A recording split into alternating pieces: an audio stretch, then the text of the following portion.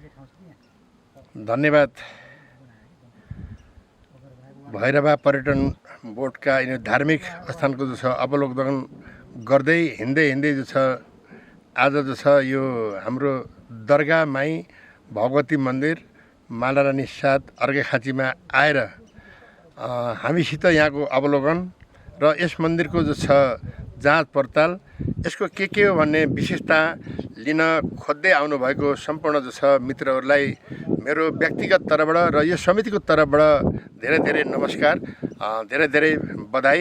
तपाईहरुलाई जो छ यो हाम्रो माई नर्सिङले यहाँको अवलोकन गरिदिएकोमा तपाईहरुलाई जो छ तपाईहरुको उत्तर प्रगति और जो छ मनले चिताएको आकांक्षा पुर्याउँदै जाउन्। यहाँको यो धार्मिक स्थानको जो छ यो भगवती मन्दिरको आजभन्दा धेरै लामो समयमा यो पहिलाका राजाहरू बसेको ठाउँ हो। यस ठाउँमा जो छ धेरै जो छ जनताहरू जो छ एकीकृत भएर जो छ यहाँ बर्खे दसैँ नवमीका दिन यहाँ जो छ धेरै जम्मा भएर सराय नाच पनि हुन्थ्यो। त्यसपछि जो छ यो अलिकति जो छ त्यसबाट जो छ अलि निष्क्रिय भएर गयो, सक्रिय हुन सकेको छैन।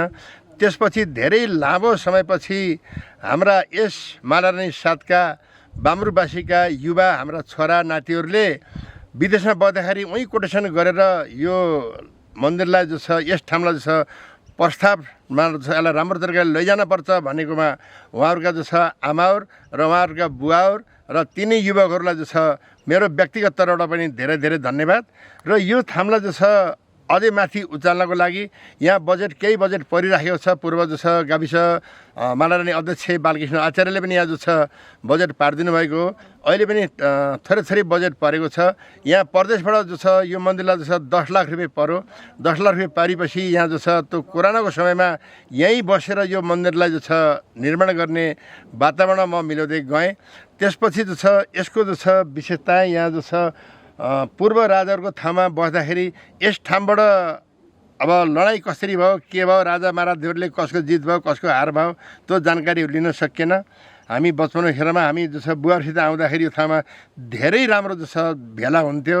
र यहाँ जो छ हाम्रा बुजुर्ग बुवाहरूले भन्दाखेरि यस ठाउँबाट जो छ धेरै जो छ पैसा जो छ धातुहरू मिलेको पनि यो ठाउँबाट जो छ अवलोकन जानकारी पाएको हामीले बुझ्छौँ।